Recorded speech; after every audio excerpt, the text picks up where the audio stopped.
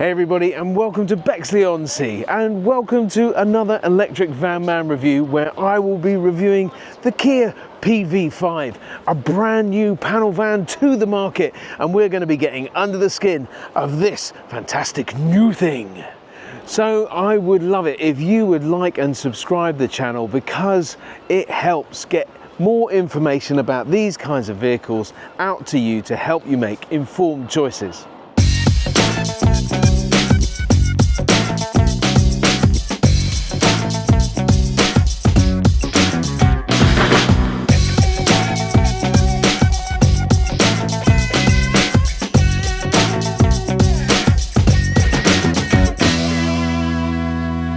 The Kia PV5 is quite a striking vehicle with these wonderful daytime running lights really punching through.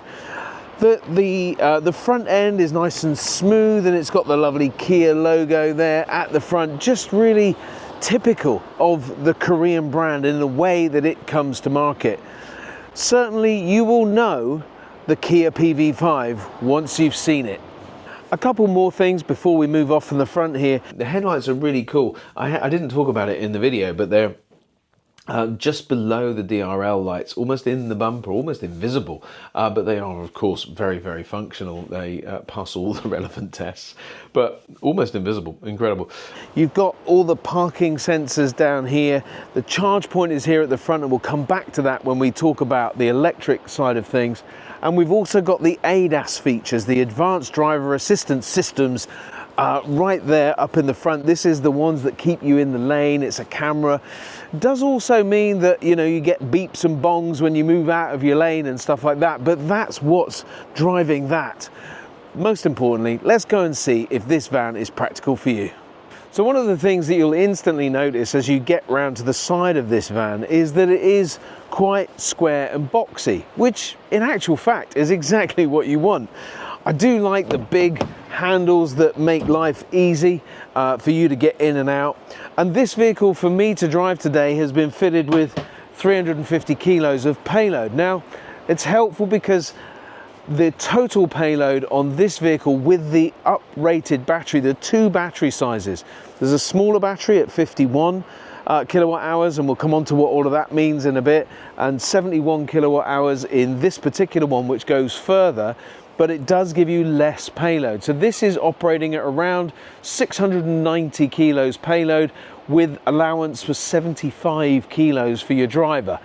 Well, I'm in deficit, I'm afraid. I'm probably another 10 or 12 kilos over that. So always worth bearing in mind the weight of your drivers if you need to be tight on the payload.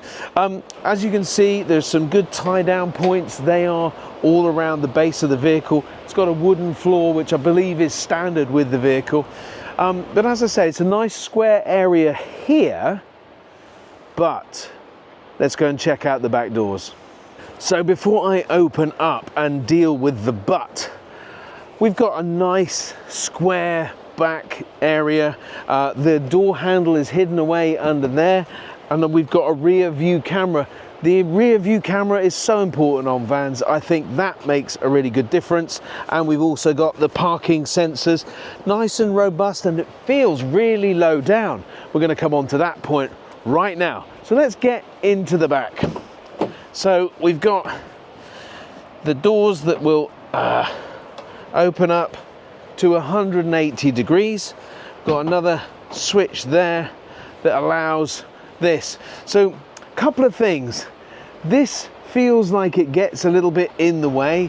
Certainly if you're accessing in and out, you might catch your head there. This, on the one hand, is really nice and low down, but we do have what seems to be quite a lot of intrusion, and this is all to do with the suspension and the wheel arches, and that is taking up a little bit of space. But with a bit of clever thinking, and we'll switch to another spot where we can look at racking in the back of the van.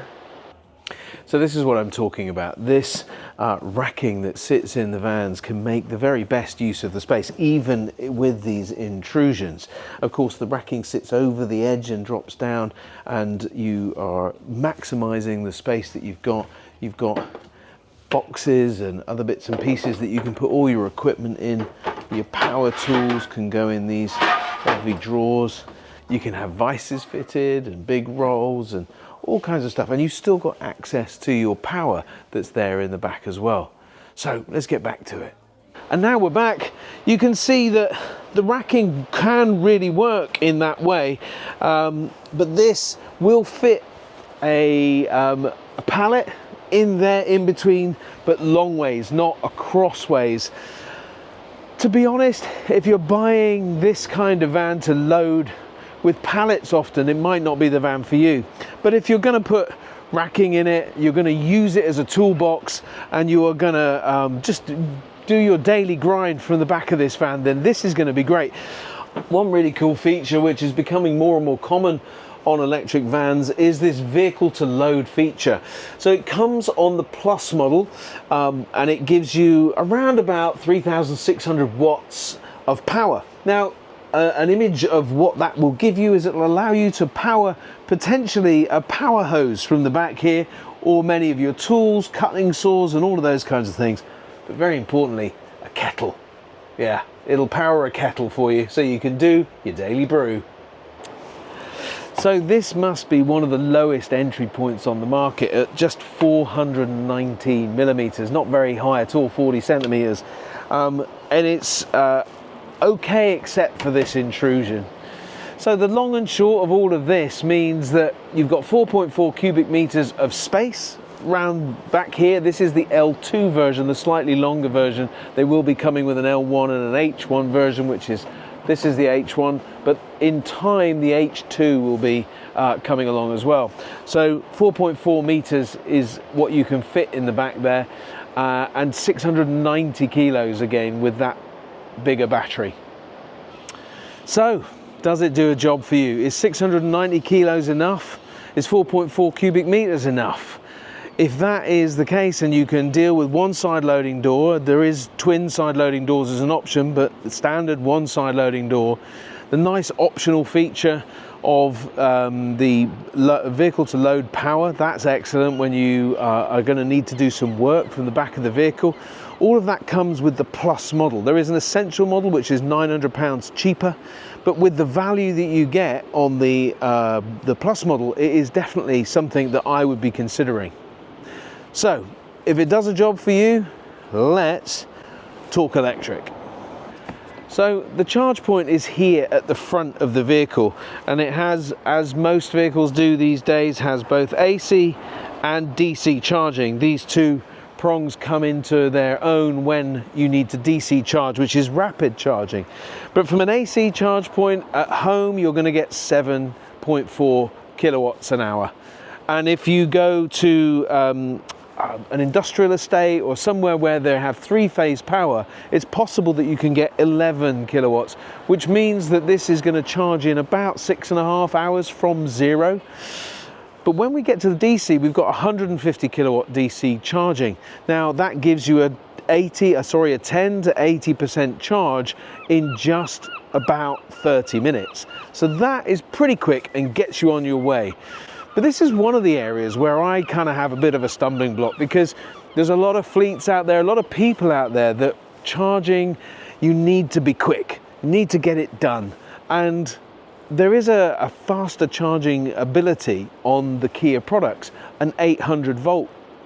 An 800 volt means that you can charge from 10 to 80% in around about 18 minutes. Now that makes a significant difference for many fleets out there. It's a bit of a disappointment, but the reality is it is not a deal breaker. 150 kilowatts is a really quick speed and gets you on your way if you need it.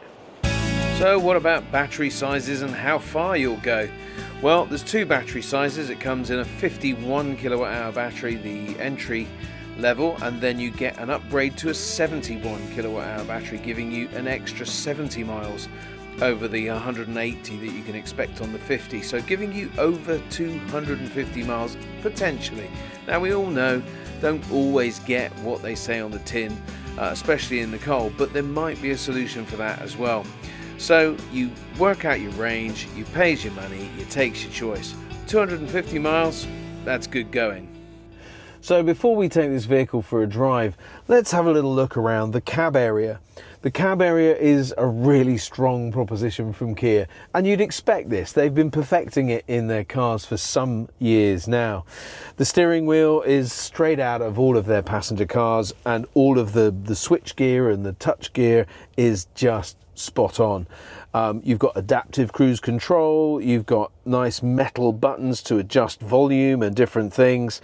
You've got operation of the phone and other menu functions that you can scroll through in front of you. The big 12.9-inch infotainment system is really strong too. Another manufacturer that are using the outer edge of the display to put their own functionality in, so that Apple CarPlay doesn't take it over. It allows you to use all of the functionality quite simply without having to get around the Apple CarPlay in the first place. So that's really good news. It's got all of the charging points that you would want. It's got cup holders down here in the middle. But there is also an element of modularity about it, where you can add coat hooks, other phone holders, PDA holders, other things like that. That's really quality. And there's a nice bin here to put in your paperwork and things, and hide it away. So that's nice. Door bins are excellent. All of the different spaces for bottles and bits and pieces.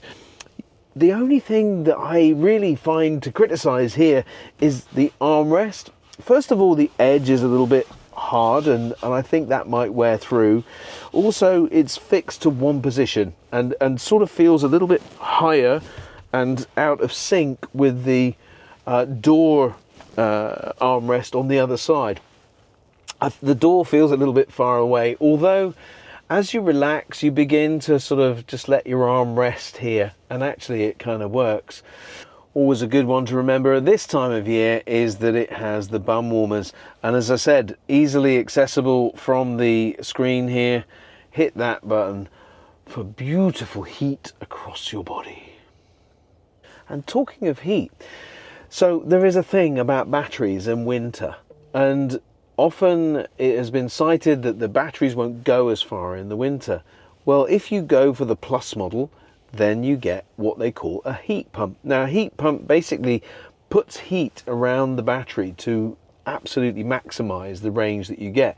So the drop off in winter becomes much less, and the vehicle will be more efficient for you. So all in all, you can really trust that actually jumping in the cab of this and getting your bum on a seat is going to be a positive experience. And no matter how many hours you have to spend in the vehicle through the day, I think you're going to be fine. Once you're out and about driving, this vehicle is very car-like. Very car-like in a very positive kind of way. First of all, the driving experience, the suspension, everything about it is nice and comfortable, very smooth, eats up the potholes, which we've become very used to, and performs really well, handles well.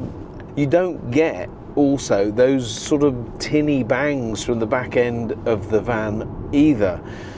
That is a pleasant change. It feels like, you know, this can handle the daily grind very effectively and perform well wherever you're using it. Another thing that I've noticed is that the speed limit is a car speed limit. Yes, indeed. They haven't quite managed to recognize the road speed for a van yet in their system. I am told that it will be on the radar at some point. Let's hope so. So now here in Kirby Towers, we will have a little look at all of the pricing. So where do we start with this vehicle? So it is incredibly competitively priced. It starts at $27,645. Now that's the basic price. There's on the road costs and VAT. VAT, of course, we reclaim in the commercial vehicle world. But it's important to know also, just if you're using this vehicle privately, that there is 0% benefit in kind. So whatever the P11D is, and it happens to be £34,299, that if you've got private use of the vehicle, it is costing you nothing. good news. So 27,645, but then there is a £5,000, so that it gets the large van grant, despite being a small van. It gets the large van grant of £5,000, and you take that off the post-VAT number. It's slightly complex, but anyway, it's a significant saving, and real terms that brings the price down. Now, of course, the important other aspect to this is how might you purchase it. Now, you can purchase it, hire purchase, and you just divide up the numbers and add some interest. You can have a balloon at the end, and I'm sure Kia have their own way of doing that. But the other area where you can get real value and be protected against any fluctuation in the residual values and all of that kind of stuff is through leasing. Now, I have investigated across a number of sites over the last sort of month or so, and I've seen deals as low as £134 a month. Now, they typically will be for a 5,000 mile contract over 48 months and that sort of stuff, as in 5,000 miles a year, and usually with sort of 12 payments up front. So whilst that's only £1,200, of course, you could reduce the number of payments that you pay up front and pay a slightly higher monthly rental, and also you can increase the mileage and you can add service into that as well. It's worth pointing out that the service is 2 years or 20,000 miles, and you've got a 7-year warranty. I think we may have mentioned that. So 7-year warranty is absolutely fantastic. 2-year service intervals. If you're doing 10,000 miles a year, that's what you'll do. If it gets to 20,000 miles, then you'll bring it in for a service. Now, all of these things mean that this vehicle, in a total cost of ownership, is incredibly good value. It certainly competes with anything else on the market. So that has been the Kia PV5, Kia's first attempt at an electric van here in the UK. A good attempt at that.